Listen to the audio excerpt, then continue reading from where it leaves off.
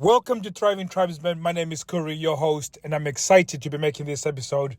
Today, I was at a funeral, so I couldn't record day 3 of 30 days of getting your game back. So I'll be recording that on Friday. Hopefully, really excited about doing this because we are now talking about the way of thinking, and as soon as you get the way of thinking, it's going to influence your behavior, and as it influences your behavior, then it's going to change the environment and just induce these sexual spikes within your relationship, which is going to be absolutely incredible for you. And it's for 30 days, but generally it takes up to about 14 days when you start seeing change within your relationship. So really excited to be delivering this. You can join free at our Facebook group. So the Facebook group is Thriving Tribesmen. So look it up on Facebook. And today we're going to do a little bit different. I was speaking to a friend. He said, why don't you do a reaction podcast? So similar to a reaction video, you go to Reddit, read a post, and then you react to it. So I'm going to try that format and see where we go. I'm going to try and keep it short because I've already done this episode previously, ended up 18 minutes, and I really want to bring it back down to 10 minutes because that's sort of the window. So I'm going to be as quick as possible. And I think on the last episode, I really listened to it. There's a lot of fluff. So I'm going to try and stay away from the fluff. You know, I just waffle on, and I just want to keep it to the point. So we're going to try again, and hopefully I'll post this. So I will go back to the post, and it says, my wife recently told me, by the way, I'm dyslexic, so please just bear with me. I'm going to be able to read so you can understand what I'm saying, so just bear with me. But I might stumble a little bit. Just give me a chance. So my wife recently told me that she could go for the rest of her life and never have sex again and be okay with it. Okay, so, sorry. I'll go back again.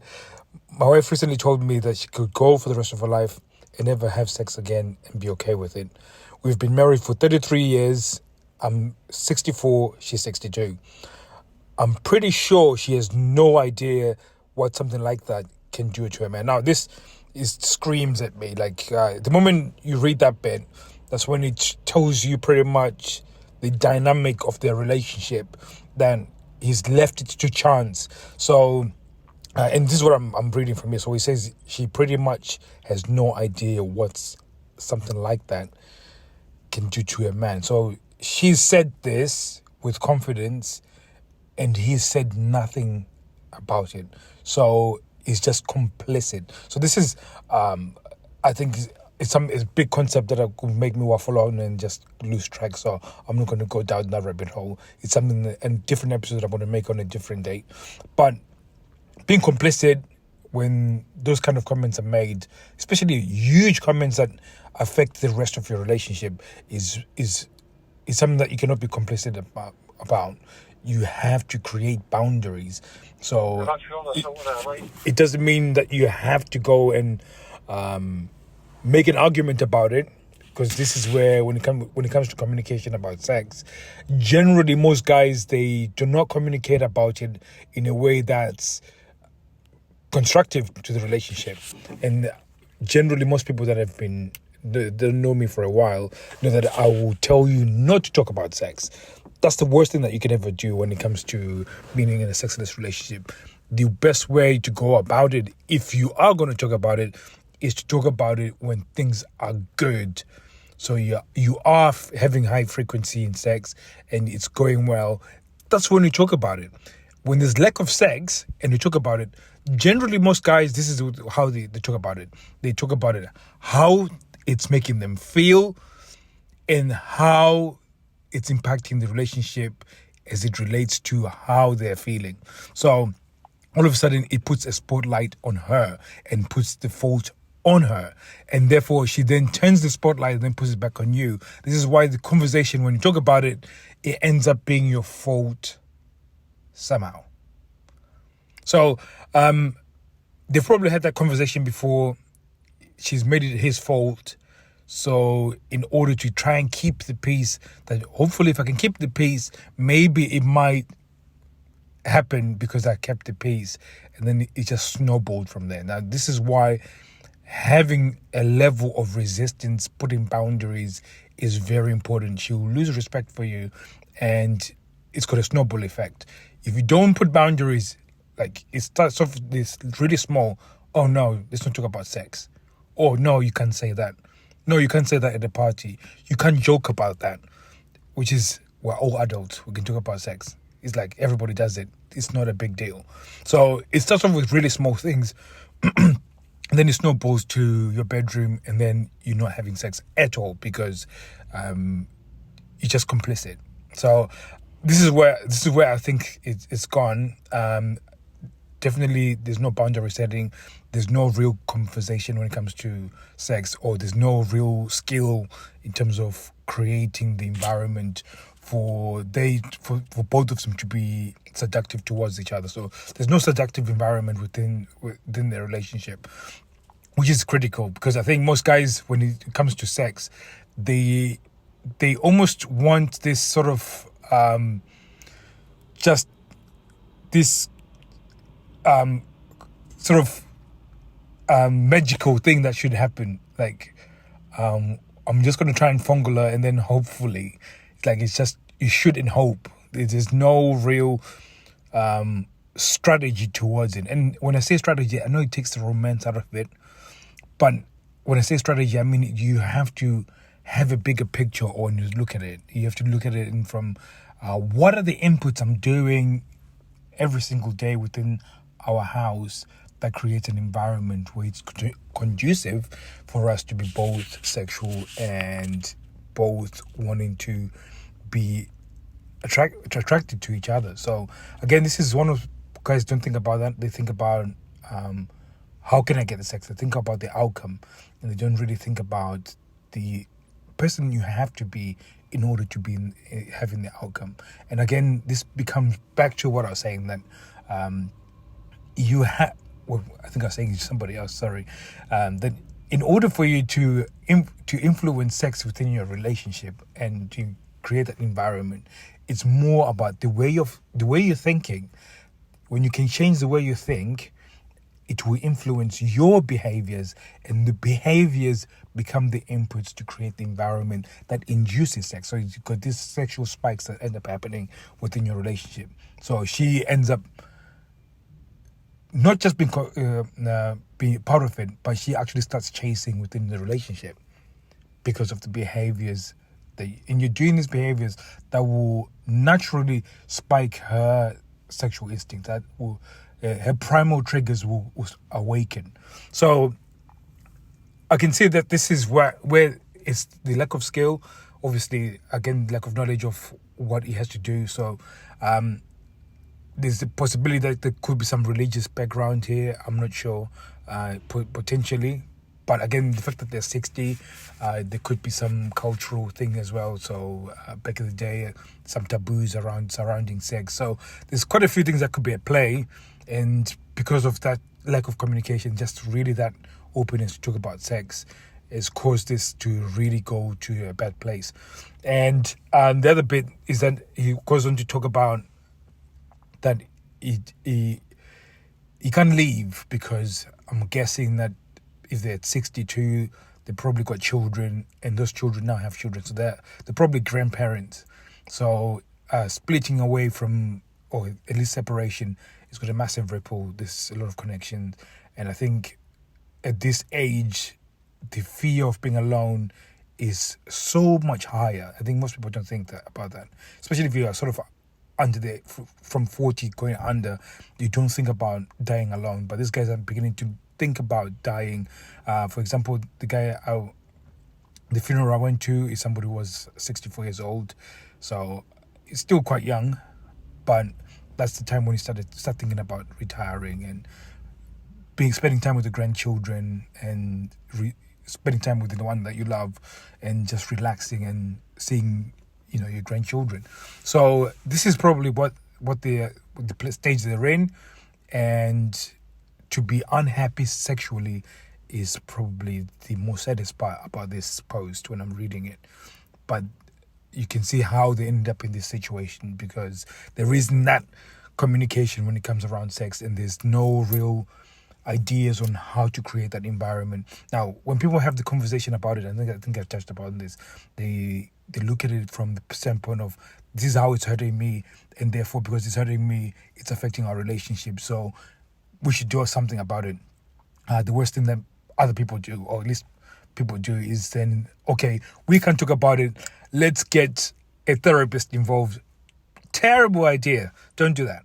Again, because it means that when you force somebody to go to therapy, then they're going to try and put the spotlight on you and say, well, we are here in therapy because you need therapy. I don't need therapy. So it becomes this real big match that you got a referee.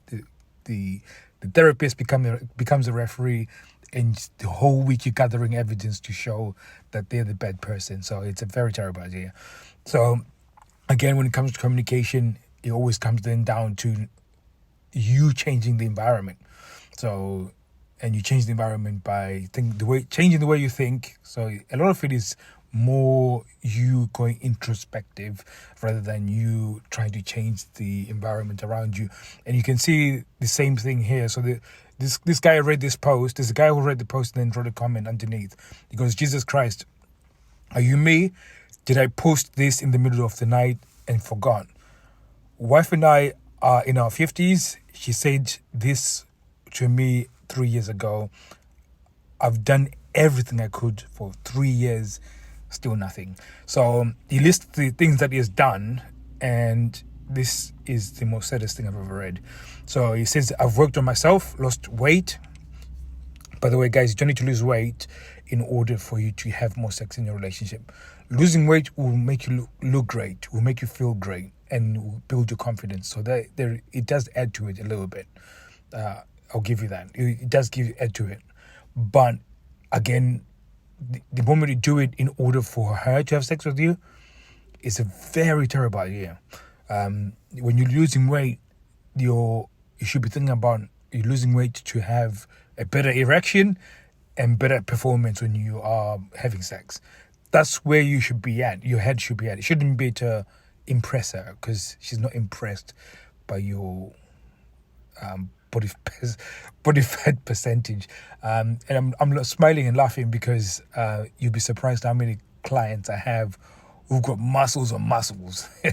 Like, these guys are ripped. So you think you are in this situation, it happens to everyone, and you'd be surprised, like, some really good looking guys are in this situation. So again, it then confirms that it's a behavioral thing. It's nothing to do with the looks, especially if it's somebody that you've shared love with and you've been in love with and you've had sex before. There's other things that play that are not to do with your looks. And then he goes on to say, I've changed my personality. God, this is terrible.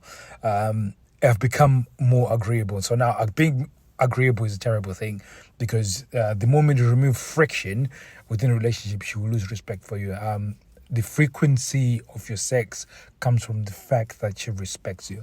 And when you don't put up boundaries and set boundaries, especially healthy boundaries, it can kill your frequency, and then over a period of time makes you sexless. So being agreeable is a terrible thing. It doesn't mean that you cannot work together to come to an agreement. You can do that, but there's certain parts where you should set your rules and they're non-negotiables. So I do have non-negotiables within our relationships. One of them, ours, in this one is I set that rule, is when she would say, if you don't do that, I won't give you sex. Well, if you're going to use sex as a way of me to do chores, keep your sex. I'll do the chores, but I don't want your sex, because your sex is now transactional and I don't want the transactional sex. My standards is that when we have sex, we're connecting, and you're not going to use it as a tool to get me to do stuff. So that was me setting a boundary. She's never used that ever again. So she respects me for that. And again, it's never stopped our frequency. So, and I probably didn't even do the thing that she was asking anyways. So again, that's another thing. So he says,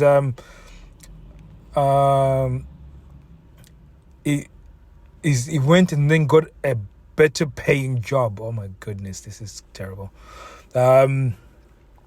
Money does play a factor because again, if you're under stress because of money, that can affect your sex relationship. So I can agree with this one. But at the age of 50, looking for a better paying job isn't a great look. So it means probably in the lower incomes.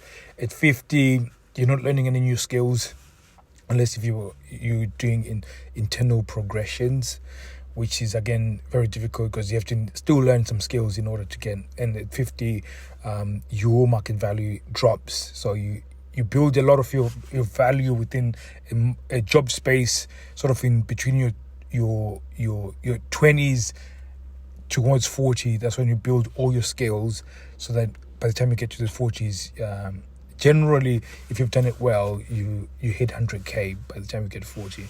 And most people that I know, most people I've trained have got to that point. But these are guys that I've trained because from a younger age. So again,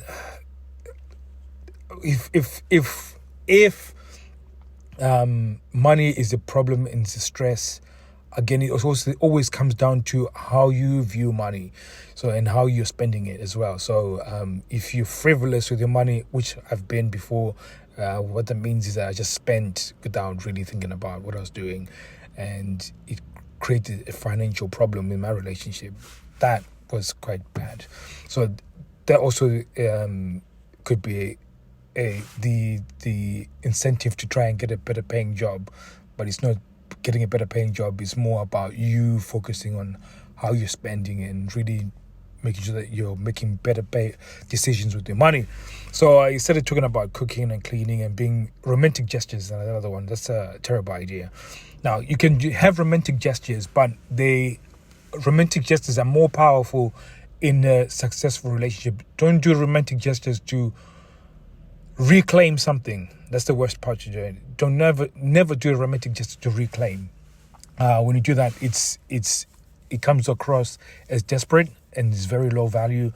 Trying too hard, it screams desperation, so it gives her the ick. And if she does accept it, she feels an obligation for it, so it really takes away from it.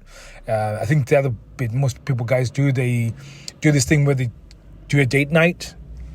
Date night will work for you to have sex, but it does not. It gives you sex for that period of time because you're in a different environment, so there's excitement. There's a lot of brain chemicals that are being released because of the change of the environment. But if you take yourselves back, in order to maintain a high frequency, you have to have an environment conducive for you to have high frequency sex. So again, this is why when you go away, it only lasts for a few days, then that feeling of in love and sexual attraction tanks. And generally, sometimes you might even go for a romantic getaway and not even get sex, because again, it comes down to your behavior and then creating the environment. So gestures only work if your relationship is already on a high. That's when they are powerful, the most powerful. If you're trying to reclaim because of gestures, bad idea. I'll just go one more and then we'll... So yeah, like he said, overnight stays. So he started doing... So now, this is an important point. So he says they started going and doing overnight stays at casinos, flea markets, and they started impulse buying furniture. So remember when I was talking about financial decisions, and then now, so there's a little bit of a contrast here. He's talking about impulse buying stuff, but at the same time, he's now talking about trying to get a better job because he thinks by buying more stuff is going to create this sense of excitement, then you'll get sex, which is a warped up idea, very bad idea. Especially if he's in his 50s and he's probably thinking about retirement, he should be thinking about saving money instead of impulse buying. So hopefully this is very helpful because I am reacting to these people. They don't have their names on here, so I'm just speaking as somebody who's making a commentary. I've got nothing against these people, and anything that I've said that you feel like is offensive, it's not towards them. It's just to try and highlight the craziness of the thought process. And I know that this thought process, they've got it because of stuff that they've read on the internet with these therapists giving shitty advice about changing a sexless relationship. So especially some of the stuff that's been written here. There's a book that I read that it's talking about, and I don't want to mention the author because they might come to my podcast, so I don't want to reveal them. But a lot of that stuff is pretty good, part of the book, and then some of it is pretty rubbish.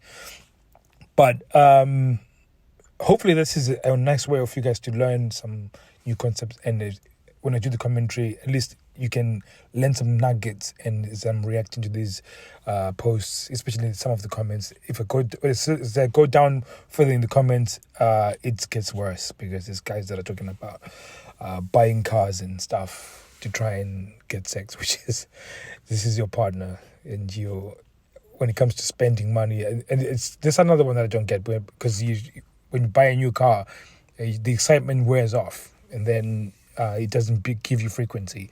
So gestures to reclaim, big no-no.